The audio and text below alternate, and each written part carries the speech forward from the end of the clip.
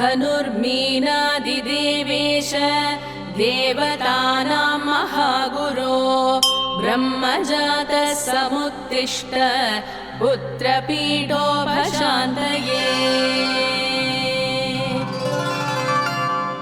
इन्द्रादिदेव बहुमानितपुत्रकार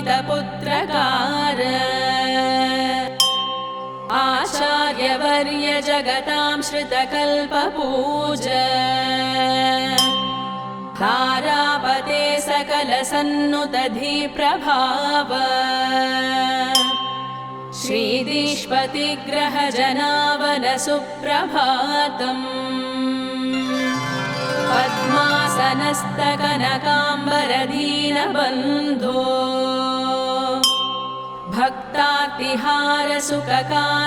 भक्तातिहारसुखकारकनीतिकर्तः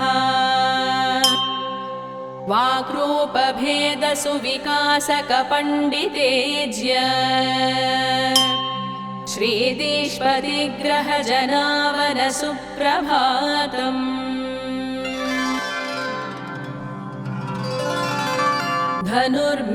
धनुर्मीनादिदेवेश देवतानां महागुरो ब्रह्मजातः समुत्तिष्ठ पुत्रपीडोपशान्तये इन्द्रादिदेव बहुमानितपुत्रकार आचार्यवर्य जगतां श्रितकल्पपूज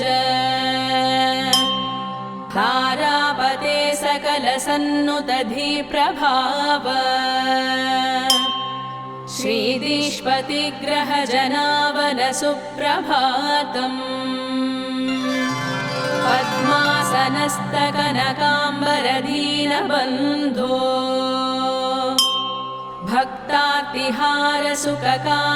भक्तातिहारसुखकारकनीतिकर्तः वाक्रूपभेदसुविकासकपण्डितेज्य श्रीदीष्पतिग्रहजनावन सुप्रभातम्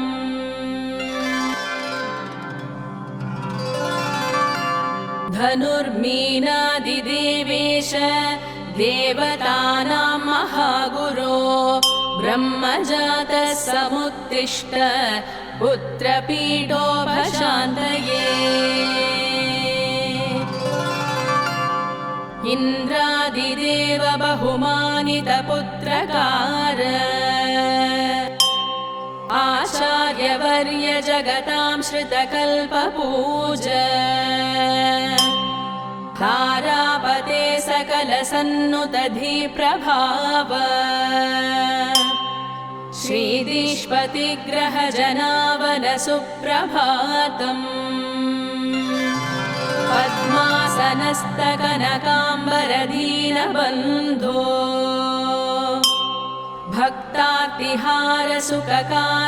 भक्तातिहारसुखकारकनीतिकर्तः वाक्रूपभेदसुविकासकपण्डितेज्य श्रीदीष्पतिग्रहजनावन सुप्रभातम्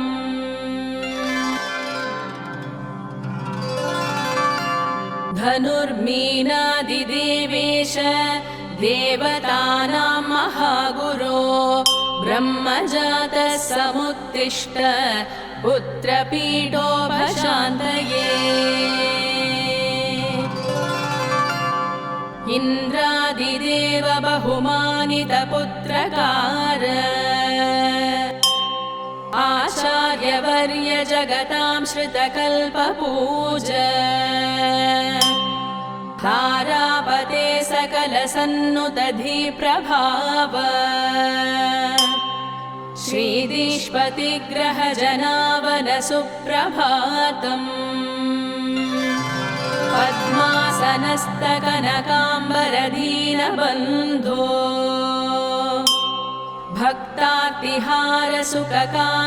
भक्तातिहारसुखकारकनीतिकर्तः वाक्रूपभेदसुविकासकपण्डितेज्य श्रीदीष्पतिग्रहजनावन सुप्रभातम्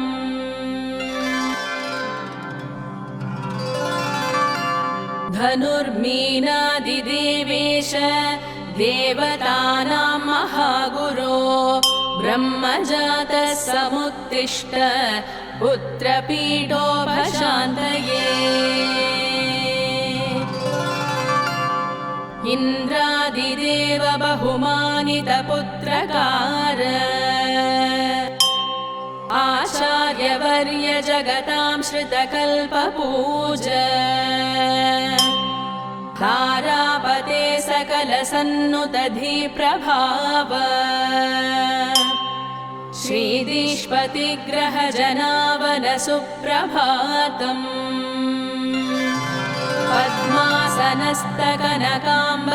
पद्मासनस्तकनकाम्बरदीनबन्धो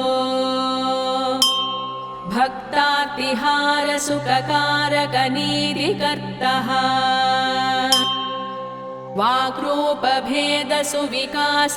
वाक्रूपभेदसुविकासकपण्डितेज्य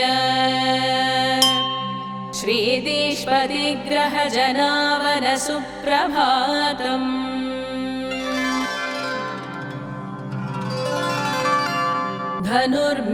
धनुर्मीनादिदेवेश देवतानां महागुरो ब्रह्मजातः समुत्तिष्ठ पुत्रपीठोपशान्तये इन्द्रादिदेव बहुमानितपुत्रकार आचार्यवर्य जगतां श्रितकल्पपूज तारापते सकलसन्नुतधिप्रभाव श्रीदीष्पतिग्रहजनावनसुप्रभातम् पद्मासनस्तकनकाम्बरदीनबन्धो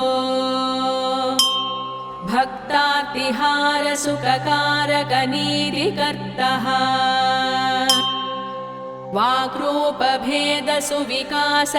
वाक्रूपभेदसुविकासकपण्डितेज्य श्रीदीष्पतिग्रहजनावनसुप्रभातम्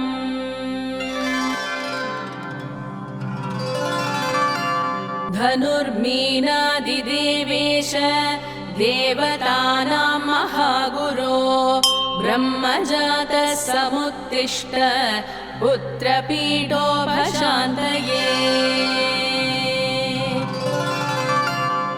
इन्द्रादिदेव बहुमानितपुत्रकार आचार्यवर्य जगतां श्रितकल्पपूज तारापते सकलसन्नुतधिप्रभाव श्रीदीष्पतिग्रहजनावनसुप्रभातम् पद्मासनस्तकनकाम्बरदीनबन्धो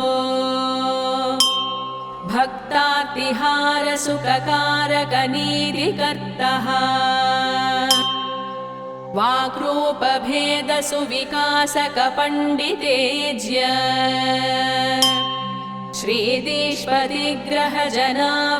श्रीदीष्पतिग्रहजनावनसुप्रभातम्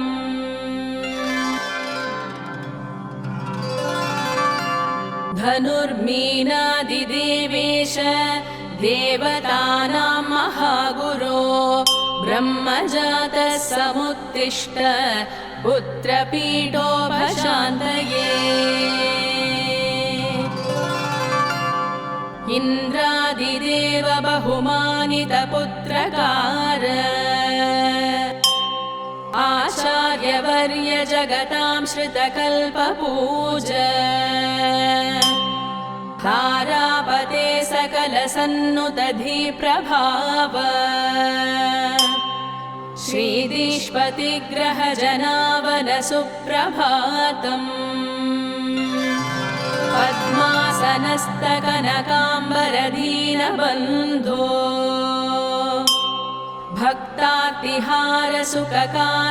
भक्तार्तिहारसुखकारकनीतिकर्तः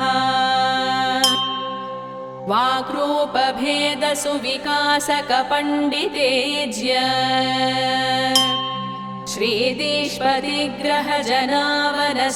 श्रीदीष्पतिग्रहजनावनसुप्रभातम्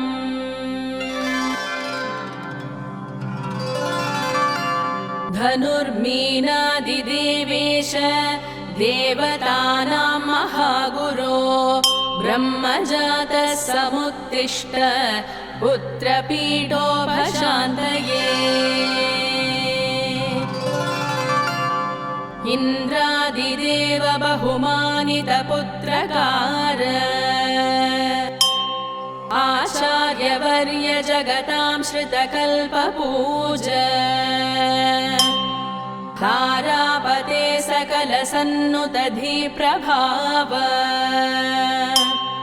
श्रीदीष्पतिग्रहजनावन सुप्रभातम् पद्मासनस्तकनकाम्बरदीनबन्धो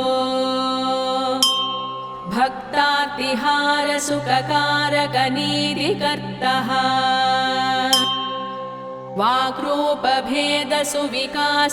वाक्रूपभेदसुविकासकपण्डितेज्य श्रीदीष्पतिग्रहजनावन सुप्रभातम्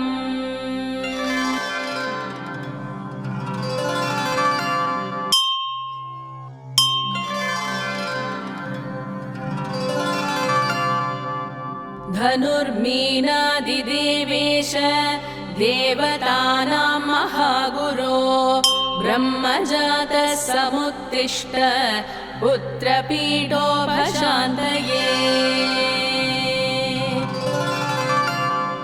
इन्द्रादिदेव बहुमानितपुत्रकार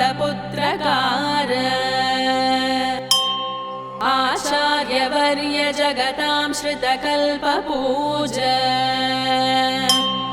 तारापते सकलसन्नुतधिप्रभाव श्रीदीष्पतिग्रहजनावन सुप्रभातम्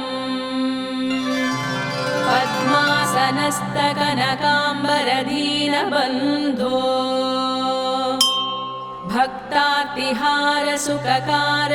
भक्तातिहारसुखकारकनीतिकर्तः वाक्रूपभेदसुविकासकपण्डितेज्य श्रीदीष्पतिग्रहजनावन सुप्रभातम्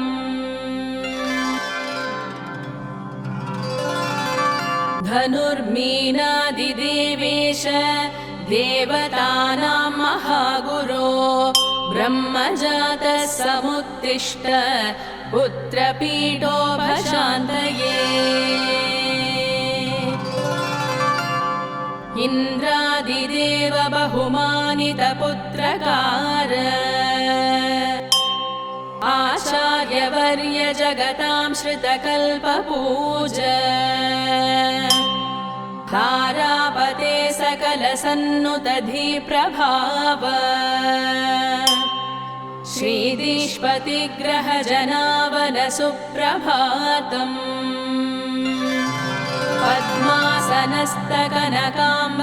पद्मासनस्तकनकाम्बरदीनबन्धो भक्तातिहारसुखकारकनीतिकर्तः वाक्रूपभेदसुविकासकपण्डितेज्य श्रीदीष्पतिग्रहजनावन सुप्रभातम्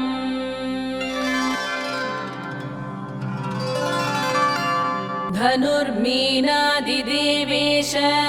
देवतानां महागुरो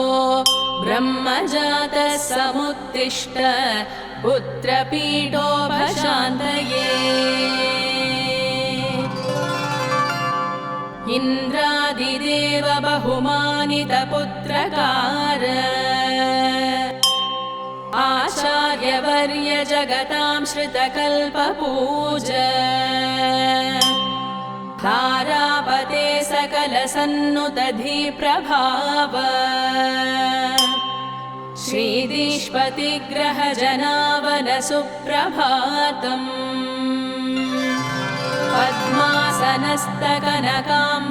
पद्मासनस्तकनकाम्बरदीनबन्धो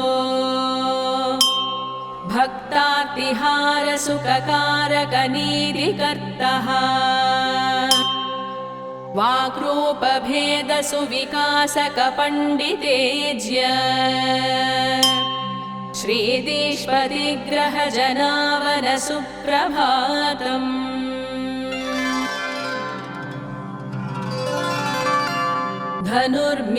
धनुर्मीनादिदेवेश देवतानां महागुरो ब्रह्मजातः समुत्तिष्ठ पुत्रपीठोपशान्तये इन्द्रादिदेव बहुमानितपुत्रकार आचार्यवर्य जगतां श्रितकल्पपूज तारापते सकलसन्नुतधिप्रभाव श्रीदीष्पतिग्रहजनावनसुप्रभातम् पद्मासनस्तकनकाम्बरदीनबन्धो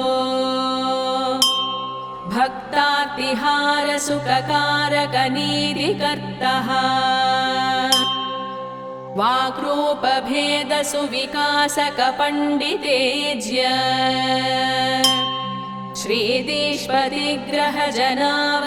श्रीदीष्पतिग्रहजनावनसुप्रभातम्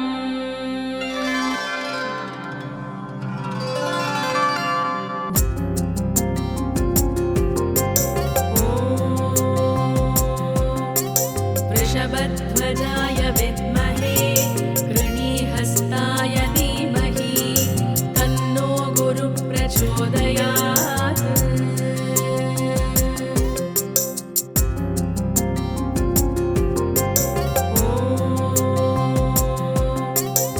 वृषभध्वजाय विद्महे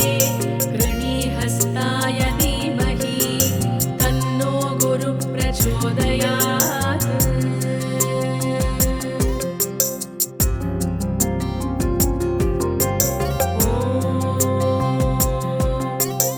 वृषभध्वजाय विद्महे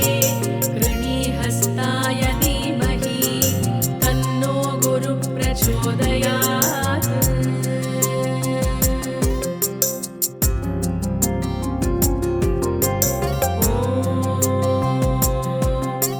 वृषभध्वजाय विद्महे कृणीहस्ताय धीमहि तन्नो गुरुः प्रचोदयात्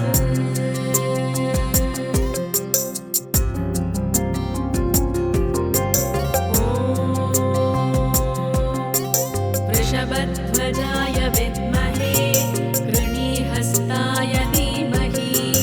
तन्नो गुरुः प्रचोदयात्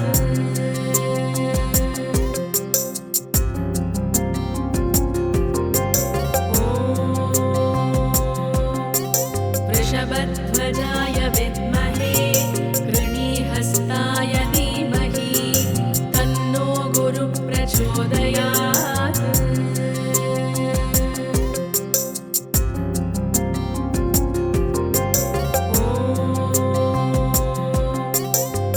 वृषभध्वजाय विद्महे कृणीहस्ताय धीमहि तन्नो गुरुः प्रचोदयात्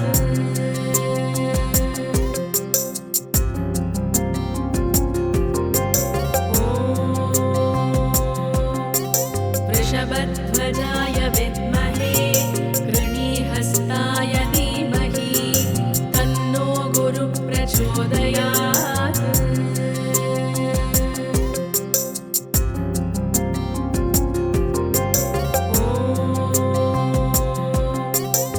वृषभध्वजाय विद्महे कृणीहस्ताय धीमहि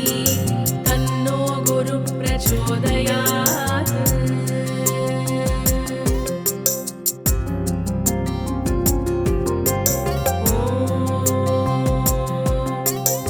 वृषभध्वजाय विद्महे कृणीहस्ताय धीमहि तन्नो गुरुः प्रचोदयात्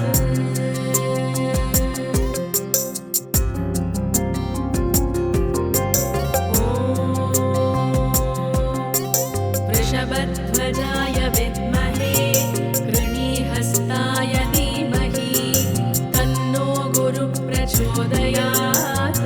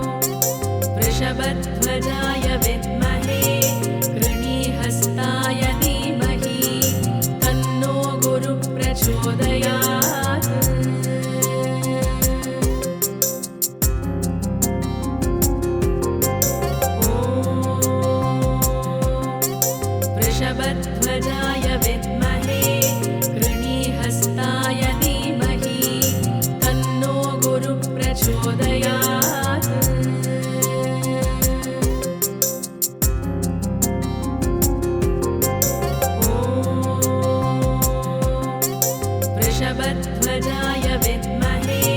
कृणीहस्ताय धीमहि तन्नो गुरुः प्रचोदयात्।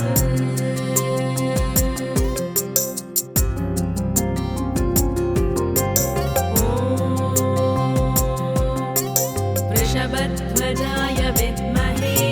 कृणीहस्ताय धीमहि तन्नो गुरुः प्रचोदयात्।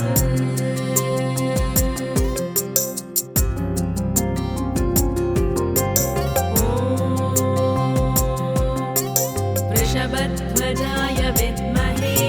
कृणीहस्ताय धीमहि तन्नो गुरुः प्रचोदयात्।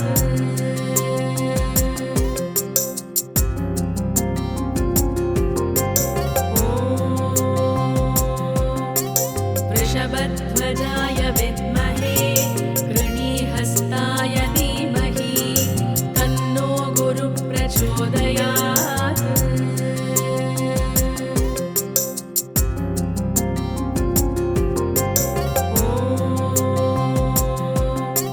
वृषभध्वजाय विद्महे कृणीहस्ताय धीमहि तन्नो गुरुः प्रचोदयात्।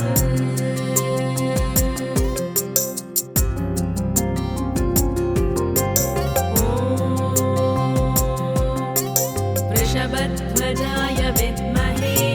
कृणीहस्ताय धीमहि तन्नो गुरुः प्रचोदयात्।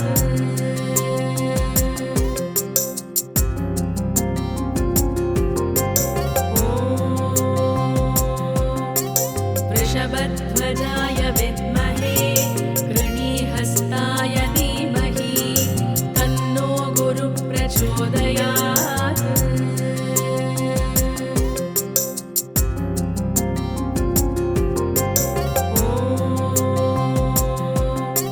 वृषभध्वजाय विद्महे कृणीहस्ताय धीमहि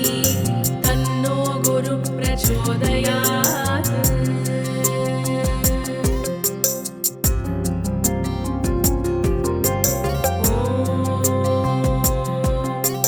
वृषभध्वजाय विद्महे कृणीहस्ताय धीमहि तन्नो गुरुः प्रचोदयात्।